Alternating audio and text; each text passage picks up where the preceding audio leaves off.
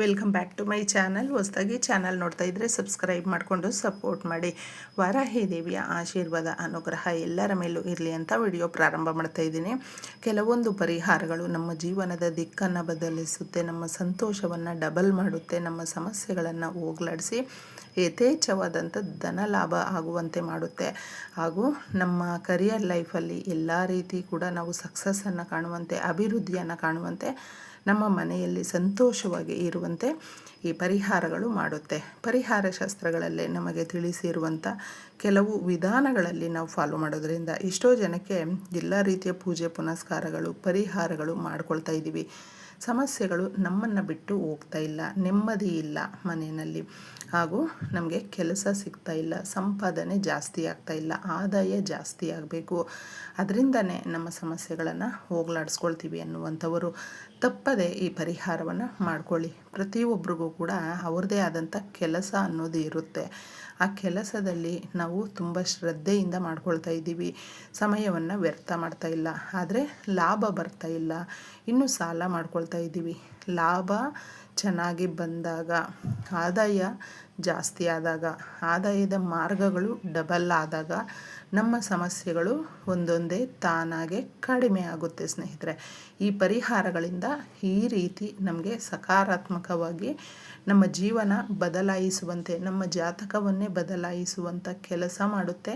ಪರಿಹಾರಗಳಲ್ಲಿ ಅಷ್ಟು ಶಕ್ತಿ ಇರೋದರಿಂದ ನಂಬಿಕೆ, ಶ್ರದ್ಧಾ, ಭಕ್ತಿಯನ್ನು ಇಟ್ಕೊಂಡು ನಾವು ಮಾಡ್ಕೊಳ್ಬೇಕಾಗುತ್ತೆ.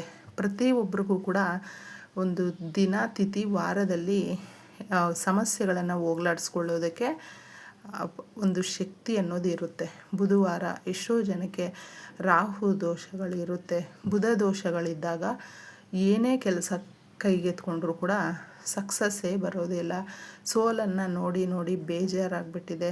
ಏನು ಅಂದುಕೊಂಡ್ರೂ ಕೂಡ ಯಾವುದೇ ಕೆಲಸದಲ್ಲೂ ನಮಗೆ ಏನು ಲಾಭವನ್ನು ತಂದು ಕೊಡ್ತಾ ಇಲ್ಲ, ಯಾಕೆ ಈ ರೀತಿ ಆಗ್ತಾಯಿದೆ ಅನ್ನುವಂಥವರು ಒಂದೇ ಒಂದು ನಾವು ದಾಸವಾಳದ ಎಲೆಯನ್ನು ನಮ್ಮ ಮನೆಯ ಹತ್ತಿರ ಈ ಜಾಗದಲ್ಲಿ, ಈ ಪ್ರದೇಶದಲ್ಲಿ ಇಟ್ಟಾಗ ಆರಾಮಾಗಿ ಧನಲಾಭವನ್ನು ನಾವು ನೋಡಬಹುದು. ಮನೆಯಲ್ಲಿ ಯಾವಾಗಲೂ ಆ ಬುಧ ದೋಷ ಇದ್ದಾಗ ಎಷ್ಟೋ ಜನಕ್ಕೆ ಕೆಲಸವನ್ನು ಕಳ್ಕೊಳ್ತಾರೆ. ಬುಧನು ಕೆಲಸ, ಬಿಸ್ನೆಸ್, ವಾಕ್ಚಾತುರ್ಯ, ಮಾರ್ಕೆಟಿಂಗ್ ಇದಕ್ಕೆಲ್ಲದಕ್ಕೂ ಕೂಡ ಬುಧನ ಅನುಗ್ರಹ ಅನ್ನೋದಿದ್ದಾಗ ತಪ್ಪದೆ ಈ ಎಲ್ಲ ಕಾರ್ಯಗಳಲ್ಲೂ ಕೂಡ ನಾವು ಈ ಎಲ್ಲ ಕ್ಷೇತ್ರಗಳಲ್ಲೂ ಒಳ್ಳೆಯ ಹೆಸರನ್ನು ಹಾಗೂ ಆದಾಯವನ್ನು ಗಳಿಸ್ಕೊಳ್ಬಹುದು. ತುಂಬ ಜನಕ್ಕೆ ವಾಕ್ಚಾತುರ್ಯ, ಮಾತು ತುಂಬಾ ಮುಖ್ಯವಾಗಿರುತ್ತೆ. ಅದರಿಂದನೇ ತುಂಬ ಒಂದು ಬಿಸ್ನೆಸ್ಸಲ್ಲಾಗಿರಬಹುದು, ಕೆಲಸದಲ್ಲಾಗಿರಬಹುದು ಮುಖ್ಯವಾಗಿರುವಂಥದ್ದು. ಇದನ್ನು ಇಂಪ್ರೂವ್ಮೆಂಟ್ಸ್ ಮಾಡ್ಕೊಳ್ಬಹುದು. ಅದರಿಂದ ಆದಾಯ ಜಾಸ್ತಿ ಆಗುತ್ತೆ. ಆದಾಯದ ಮಾರ್ಗಗಳು ನಮಗೆ ಜಾಸ್ತಿ ಮಾಡ್ಕೊಳ್ಳೋದಕ್ಕೆ ಈ ಪರಿಹಾರವನ್ನು ಮಾಡ್ಕೊಳ್ಳಿ. ತುಂಬ ಜನ ಸಾಲ ಮಾಡ್ಕೊಂಡಿರ್ತಾರೆ, ಸಾಲದ ಸಮಸ್ಯೆಗಳಿಂದ ಒದ್ದಾಡ್ತಾ ಇರ್ತಾರೆ.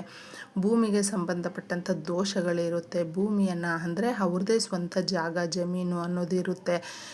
ಕೇಸು, ಕೋರ್ಟು, ಕಚೇರಿ ಅಂತ ಅಲಿತಾ ಇರ್ತಾರೆ. ಚಿನ್ನವನ್ನು ಗಿರ್ವಿ ಇಟ್ಟಿರ್ತಾರೆ, ಬಿಡಿಸ್ಕೊಳ್ಳೋದಕ್ಕಾಗೋದಿಲ್ಲ. ಸಾಲಕ್ಕೆ ಬಡ್ಡಿ ಕಟ್ತಾ ಇರ್ತಾರೆ.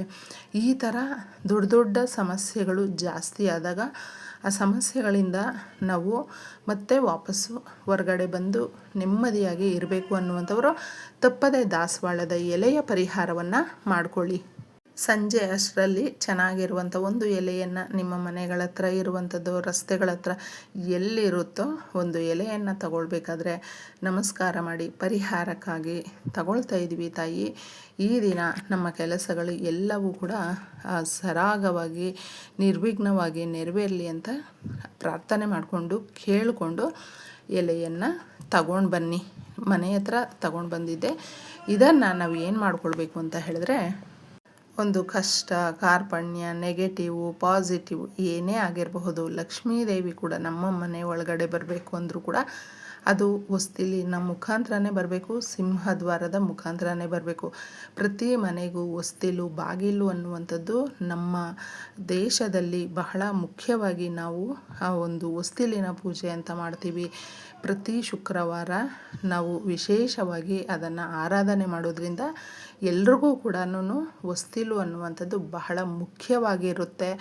ಈ ಒಂದು ಹೊಸ್ತಿಲಿನ ಪರಿಹಾರ ಅಂದರೆ ಈ ಜಾಗದಲ್ಲಿ ನೀವು ಇದನ್ನು ಇಟ್ಟಾಗ ನಿಮ್ಮ ನಕಾರಾತ್ಮಕ ಶಕ್ತಿಗಳು, ಮನೆಯಲ್ಲಿರುವಂಥ ಕೆಟ್ಟ ಶಕ್ತಿಗಳನ್ನು ಹೋಗಲಾಡಿಸಿ, ನಿಮ್ಮ ಕೋರಿಕೆಗಳನ್ನು ನೆರವೇರಿಸಿ, ನಿಮ್ಮ ಇಷ್ಟಾರ್ಥಗಳನ್ನು ನೆರವೇರಿಸುತ್ತೆ, ಹಣವನ್ನು ಆಕರ್ಷಿಸುವಂತೆ ಮಾಡುತ್ತೆ, 4 ಕಡೆಯಿಂದ ದುಡ್ಡು ಅನ್ನುವಂಥದ್ದು ಹುಡುಕೊಂಡು ಬರುತ್ತೆ. ಈ ಪರಿಹಾರ ಯಾವ ರೀತಿ ಮಾಡ್ಕೊಳ್ಬೇಕು ಅಂತ ಇದರಲ್ಲಿ ಈಗ ತಿಳ್ಕೊಳ್ಳಿ ಸ್ನೇಹಿತರೆ. ಸಂಧ್ಯಾ ಸಮಯದಲ್ಲಿ ಪ್ರದೋಷದ ಸಮಯ ಅನ್ನುವಂಥದ್ದು ನಮಗೆ ಏಕಾಗ್ರತೆಯನ್ನು ಜಾಸ್ತಿ ಮಾಡುತ್ತೆ. ತುಂಬ ಸಮಾಧಾನವಾಗಿ ಪ್ರಕೃತಿಯಲ್ಲಿ ಇರೋದರಿಂದ ನಾವು ನೀಟಾಗಿ ಭಗವಂತನಿಗೆ ಒಂದು ಪ್ರಾರ್ಥನೆ ಅನ್ನುವಂಥದ್ದು ಸಲ್ಲಿಸೋದಕ್ಕೆ ತುಂಬ ಹತ್ತಿರವಾದಂಥ ಒಂದು ಸಮಯ. ಈ ಶಕ್ತಿದಾಯಕವಾದ ಸಮಯವನ್ನು ಮಿಸ್ ಮಾಡ್ಕೊಳ್ಳೋದಕ್ಕೆ ಹೋಗಬೇಡಿ. ಎಲೆಯನ್ನು ತಗೊಂಡು ಕ್ಲೀನಾಗಿ ಒರೆಸಿ ಆ ಥರ ಅಥವಾ ತೊಳೆದು ಇಡಿ. ಸ್ವಲ್ಪ ಅರಿಶಿಣ, ಒಂಚೂರು ಗಂಧ ಇದ್ದರೆ ಅದನ್ನು ಚಿಕ್ಕದಾಗಿ ಪೇಸ್ಟ್ ಮಾಡಿ ಸ್ವಸ್ತಿಕ್ಕನ್ನು ಬರಿಬೇಕು. ಈ ಸಿಂಬಲ್ಲು ನಮ್ಮ ಸಮಸ್ಯೆಗಳನ್ನು, ನಮ್ಮ ಮನೆಯಲ್ಲಿ ಇರುವಂಥ ನಕಾರಾತ್ಮಕ ಶಕ್ತಿಯನ್ನು, ಕಷ್ಟಗಳನ್ನು ಬಗೆಹರಿಸುವಂತೆ ಇದು ಮಾಡುತ್ತೆ. ಈ ಸಿಂಬಲ್ ಬರೀ ನಮಗೆ ಸ್ವಸ್ತಿಕ್ ಮಾತ್ರ ಆಗಿರೋದಿಲ್ಲ, ಇದರಲ್ಲಿ ಅಷ್ಟು ಶಕ್ತಿ ಅಡಗಿರೋದ್ರಿಂದ ಈ ರೀತಿ ನೀವು ಸ್ವಸ್ತಿಕ್ಕನ್ನು ಬರೆದು ಕ್ಲೀನಾಗಿ ಮನೆಯ ಹೊರಗಡೆ ತಗೊಂಡು ಬಂದು ಬಲಭಾಗದಲ್ಲೋ ಎಡಭಾಗದಲ್ಲೋ ಯಾವ ಕಡೆ ಅನುಕೂಲ ಆಗುತ್ತೆ ನೋಡಿ ಆ ಜಾಗದಲ್ಲಿ ಇದನ್ನು ಇಟ್ಟು ನೀವು ಇದಕ್ಕೆ ಎಷ್ಟು ಸರಿ ಹೋಗುತ್ತೋ ಅಷ್ಟು ಕಲ್ಲುಪ್ಪನ್ನು ಇಡಬೇಕು. ಅದ್ರ ಮೇಲೆ ಹಾಕಬೇಕು, ಕೆಳಗಡೆ ಚೆಲ್ಲಬಾರ್ದು.